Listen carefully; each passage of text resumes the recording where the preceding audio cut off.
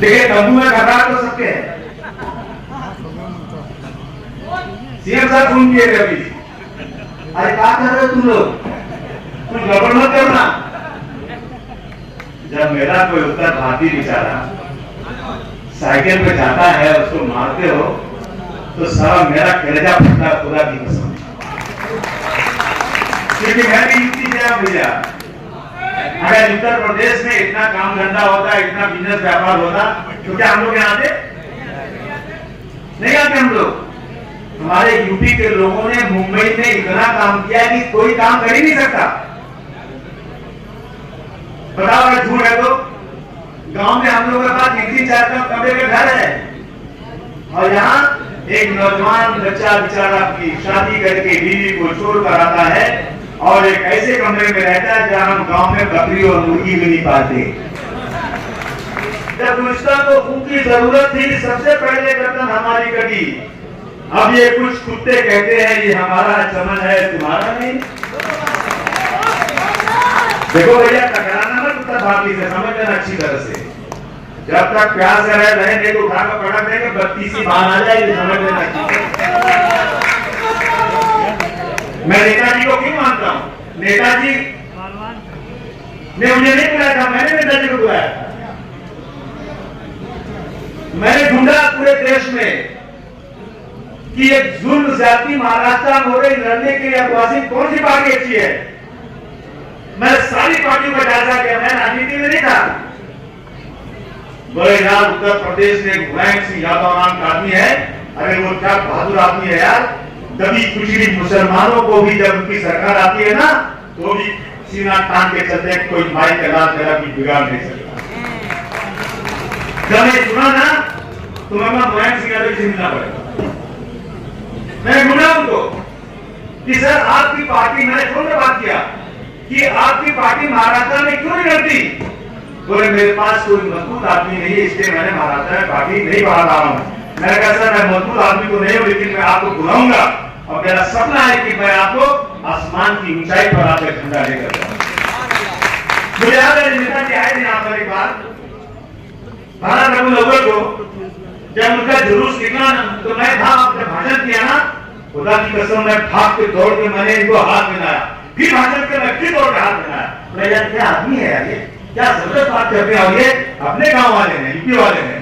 और मेरा कलेजा फट गया जब उनका जुलूस निकला ना तो भिंडी बाजार में जबारी होटल के पास एक टैक्सी वाला टैक्सी रोका और ब्रेक से अपना हाथ काटा, खून निकाल के नेताजी के सर पर लगा दिया। ये घटना का नेताजी था।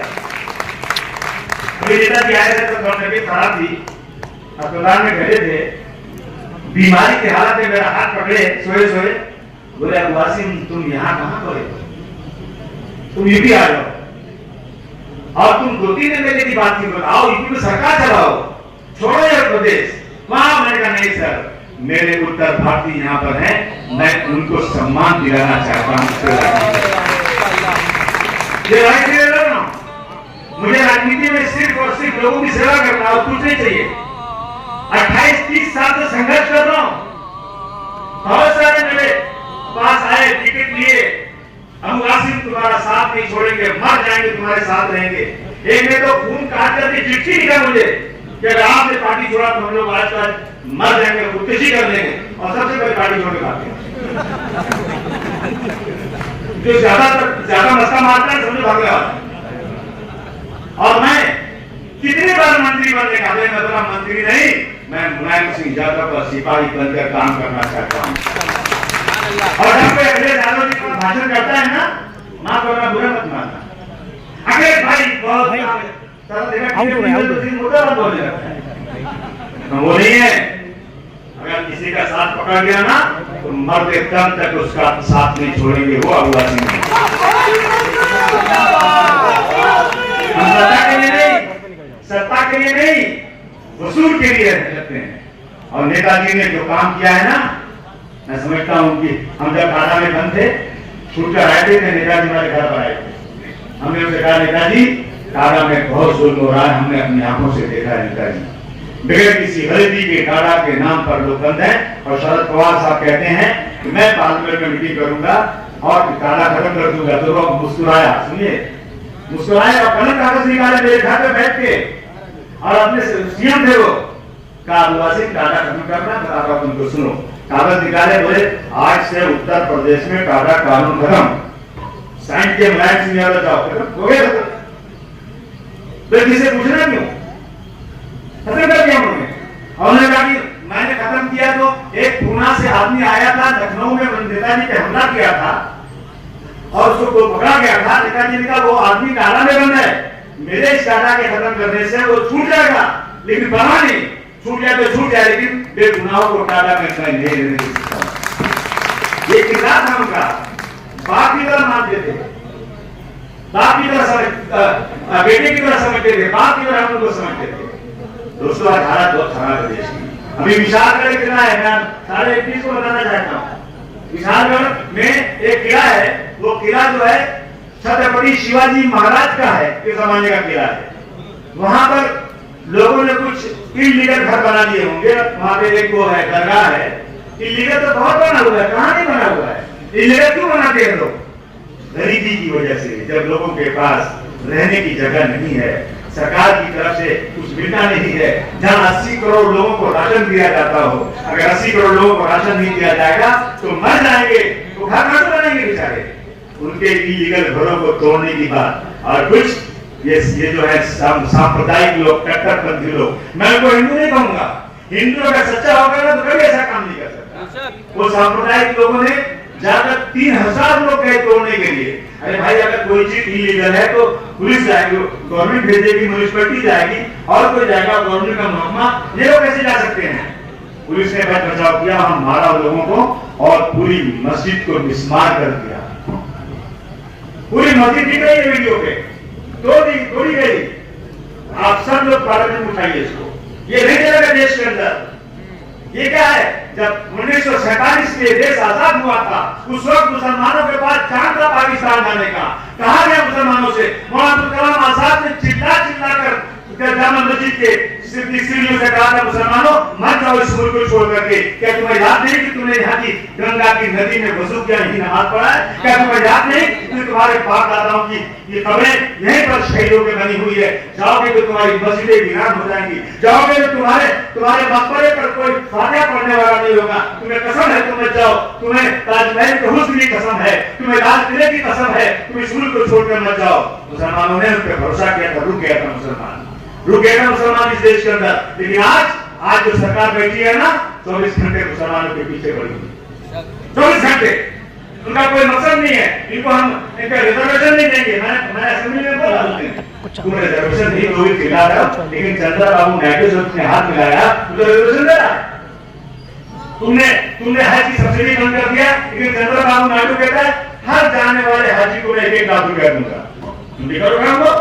लेकिन ये जब को ऐसा लगता है कि शेर के मुंह में जब खून लग जाता है ना, तो खून ही घूमता है। इनको लगता है हिंदू मुस्लिम दबाओ और राज करो। लेकिन मुझे खुशी है, बहुत खुशी है, और यकीन जानिए जब इलेक्शन हो रहा था ना, तो मैं दुआ कर रहा था, खुदा की कसम, मैं जो है ना नमाज में दुआ कर रहा था, या अल्लाह हम लोग किसी तरह से ये सीट जो वहां की है अयोध्या की, वो जीत जाए। क्या होगा अयोध्या में? जीत जाएंगे, नहीं जीत जाएंगे? और जीत जाए ऐसा लगा ना कि मैंने पूरी दुनिया पर फतह कर दिया है, इस शब्द से जीत गया। और तो राम का नाम लेते हो, राम तुम्हारे नहीं है, राम हमारे हैं। अगर होते ना तुम्हारे तो सारे 30 सालों की सीट तुम जीतते नहीं, तुम राम के नाम पर लोगों को धोखा देते हो, ये साबित हो चुका है। अब हम लोग आए हैं, आपसे एक गुजारिश है, आप लोग मदद कीजिए, हमको रास्ता दिखाइए। बद्रीनाथ भी जीते, अरे सब जीतेंगे भैया, इंशाल्लाह पूरा भारत वर्ष जीतेंगे, हम लोग से पक्का होगा। लेकिन जो मलिया जाके हमको अरवा देते नहीं सब यार, वो लोग धोखे नहीं लोग भैया हमारे को। अरे तुम्ही लोग बहुत उत्तर प्रदेश में समाजवादी पार्टी को जिताते हो। अरे मेरे साथ रहो ना, कोई माइक का नाथ तुम्हारा बाल भागा नहीं कर सकता। अरे तुम सही बताओ, तुम लोग सही से बोलो, मैं नाराज नहीं होऊंगा। जब उत्तर भारतीयों के साथ जुल्म होता है तो कौन लड़ाई करता है?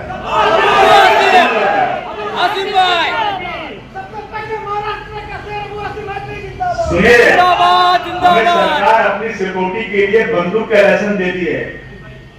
मैंने तो भाई लाठी मारा था, 50 लाठी और गमछा मैंने बांध के उत्तर भारतीयों को, मैंने कहा सुन, मारना मत, लेकिन मार भी मत खाना। मेरे को मुकदमा हो गया, 5 साल मुकदमा चलता, जाके छूटा हमने। वो बोलता है तलवार काटूंगा। अबे नरगुना, मर्दों के सामने तलवार की क्या अहमियत है? ये लाठी तो गांधी जी की लाठी है, जो अच्छे चोरों की कर देती है। तो अब की बार इलेक्शन होगा और मेरा टेम्पो हाई है, जबरदस्त तरीके से लड़ने वाला हूं की बार।